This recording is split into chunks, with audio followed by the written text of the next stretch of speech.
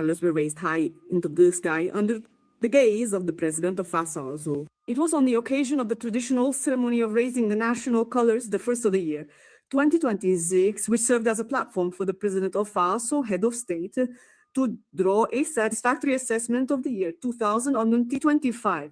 The president of Faso, Captain Ibrahim Traore, salutes the hard work of the administrative staff, of the servants of the people and the vital forces of the nation, while urging them to be more committed for 2026.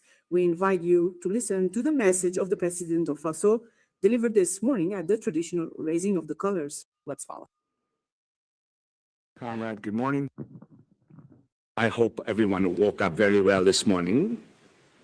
The last week of the first month of 2026. So I would like to take this opportunity to wish everyone a happy and prosperous 2026. I wish you, your families, and your loved ones much health for this year. Lots of sharing in everything you undertake, and a lot of selflessness and hard work. I know that the endurance and pace of the past 3 years has not been easy. You have learned to work under pressure. Things will get tough. Hold on, secure your seatbelts. I like to caricature with members of the government that in 2026, it is like an airplane that has reached the end of its runway. We are going to put full throttle to reach what pilots call V1 by the end of the year, which means that there will be even more pressure in 2026. So hold on tight and fasten your seatbelts. I would also like to congratulate you on everything that has been achieved in 2025, but especially during these 3 years. And I think that the results speak for themselves. And that is what we must look back on and arm ourselves with courage for what we must do for the future. I think that we owe everything we have had to achieve to the valiant people who understood our message, who understood the meaning of the revolution, because without them, the means made available to everyone to achieve this would not have been possible. The very essence of the revolution is to work for the people. And I think that there are many examples. If you look at the field of agriculture this year, by the grace of God, we have achieved record production, which has specific aspects that we have tried to introduce over the past 3 years. As I said, weak minds, small minds always think that it is impossible when we want to initiate great things, but we must not listen to them. If we were to listen to them, we would get discouraged. We would not be able to get started because there are also those who are there to discourage us from doing what we do. When you decide to undertake something, they will mock you, make fun of you, to demotivate you, to make you not start. And I think that everyone has overcome this, because what I am saying is not only at the top of the state, but also down to citizens at the village level. They have a surge. There you have it. Everything that was said to be impossible to do in Burkina Faso in terms of agriculture has been done today. We talked about cocoa. People shouted from the rooftops. Even some reactionaries here made it clear that no, it is not the priority. And yet, thank God we have very good master chocolatiers, and our goal is not to sell abroad, but to produce processed products for us here and for our children. Today, coffee is a reality on the banks of the Sais, and thank God we have Burkinabe people who process it. And I invite you to consume what is processed here. Many other crops such as wheat, pineapple, vines, and many others are currently grown in Burkina Faso and will be processed here in Burkina Faso and will create jobs for the Burkinabe, and that is what we will consume. And so that is what we must see in what we have been able to achieve and arm ourselves with courage for the future.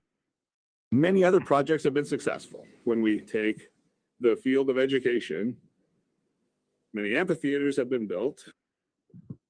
Last time at the council meeting, we adapted text that will allow us to equip these lecture halls and build new ones. Many schools and training centers will open in 2026 on the edge of our growth centers, such as Pagre, Samandi, and others. This is to enable young Burkinabes to be able to transform, produce, and process what we do here. So we will no longer focus solely on general education. We talked about technical vocational education, and many modern high schools will open in 2026. In addition to that, we have decided to build a technological university. I hope that by the end of the year, you will see this university being built. Work has already begun, and we have told companies to do everything they can to be on time so that in the next school year, we can welcome students in fields that are quite advanced in technology so that we can keep up with the times. As I said, we are very far behind. We are in the 1800s. I think that in 5 years, less than 5 years, we can make a leap of at least 100 years to find ourselves in the 1950s at least and continue working like this. I admit it might be funny, but it's true. Up until now, we are seeing our lives, the pace at which we are moving, it is not good. So we have to put pressure on ourselves to catch up, to make sure that in a few years, we are in 1950, and then we put even more pressure on ourselves to reach the 2000s and hope to catch up with the others. And it is possible. And I'm happy to tell you that in this regard, we are in the process of setting up a laboratory. And today in Burkina Faso, for example, for researchers, we have a lot of equipment there. We will allow them to conduct research on site and without being mistaken. I can say that we have currently installed a scanning electron microscope here, the most recent and modern that can exist in Africa. So it is here in Burkina Faso.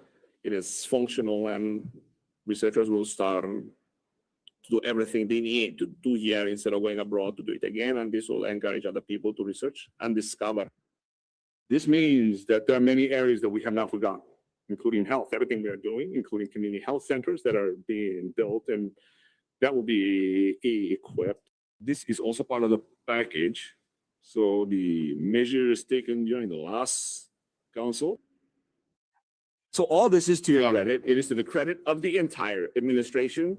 It is with the support and backing of our valiant people that we are able to achieve this. The Faso Merbo initiative has now become an agency. So when we started the highway, some people had doubts because a project that has been around for over a decade. Of course, we found the project, and when we tried to understand the project itself, it was a highway with twice the number of lanes. And the companies, mostly foreign, had made proposals. The cheapest were, I think, 1032 billion to build the 2 lanes. And so they offered financing to be able to build it in 10 years for the shortest possible time.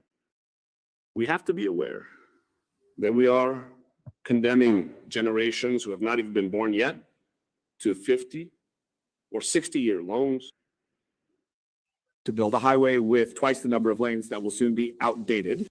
When we wanted to know if it was 4 lanes, some even made fun of us. So some entrepreneurs don't believe it. And in a country like this, 4 times 2 is unreasonable. Some have said that it would cost us more than 3,000 billion. But as I say, in the revolution, it is responsibility, it is conscience. We are not going to fall into that pattern. That is why we decided to do it ourselves, because we trust our engineers. We trust the potential of the Burkinabe. So we looked for all kinds of equipment. Today on this construction site, I can say that the construction site is unique in Africa. There is no other highway construction site like this that mobilizes so many people, so much equipment. There is none. There are more than 100 bulldozers on this site for cleaning work, and I have not seen anything like it. I gave myself 2 months to finish the work, and I think they have kept their promise. We are at 40 days. They have already done more than 70% of the cleaning. By February 15, God willing, they will have finished, which means that the pace is also different in Africa. And we will finish. It is a challenge. We will finish in a time that no one will believe, because we already have everything at our disposal. All the machines, everything needed is there. fuel and bitumen remain unpaid for. Everything needed is there, which means that we will continue because there are many other highways that are due to be launched in 2026 and whose work is also due to start. Infrastructure is a priority. It helps everyone, whether it is the civilian population, the armed forces, the internal security forces. Everyone needs road infrastructure. This means that we must focus on these achievements, see what we have been able to achieve, and plan for the future. It's like I said, keep up the pressure. And I think that in 2026, there are so many major projects that need to start, and you have to stay on course so that we can succeed in our challenge. People will continue to demotivate us. The imperialists never run out of tricks up their sleeves. They will continue to communicate, to tarnish the image, to demotivate us. Don't listen to them. There are also those individuals who are armchair slaves who can never change. As I said, it's like a curse that follows them. No matter what you do, genetically, they are slaves. Congenitally, they are alienated. They can only follow what the imperialists say. Show them the sun in broad daylight, they will tell you it is night. So it's a curse. And they will continue to discourage you to talk. But the most important thing is what you do. The reality is there, and we are moving forward. That's the most important thing. While they're making fun of us, we're creating factories, infrastructure, and jobs. We're producing, and we're feeling good. That's the most important thing. So I invite everyone to do the valiant defense force, the security force, the valiant VDP did. You see, the imperialists, some NGOs, I don't know what, have tried everything to undermine their morale. They've tried it all. Letters, threats, intimidation, yet still calmly press ahead. Today, some of them may be tired. They're not talking about themselves anymore because the results are there. We're moving forward. And there are areas where we've already reached the limits of the border as we wanted to be, and we're securing it. On the ground, going very well. They've done the same thing, and this is the place for me to pay tribute to them and invite them to continue this fight. I know those who are on the various projects, I was speaking straight away in a way, but this is the place for me to congratulate them, to encourage them, because what we are doing is historic and it is unique in Africa. And I think everyone who has the chance to participate in this should be proud. And all those who have not yet joined the dance, whether you are an engineer and you think you can contribute something, as I said, go ahead and do your bit, because tomorrow people will say, these are the ones who built this infrastructure to allow Burkina Faso to reach the level it is now. So thank you very much. I wish you continued courage, because you all need courage. You need courage to transcend everything that may be said. Good luck to everyone for 2026. I wish you continued good luck in everything you do, because you need it. And I hope that you, your families, and your loved ones will enjoy good health every day so that you can work with a clear head. Thank you very much. I wish you a very good week and see you very soon, God willing.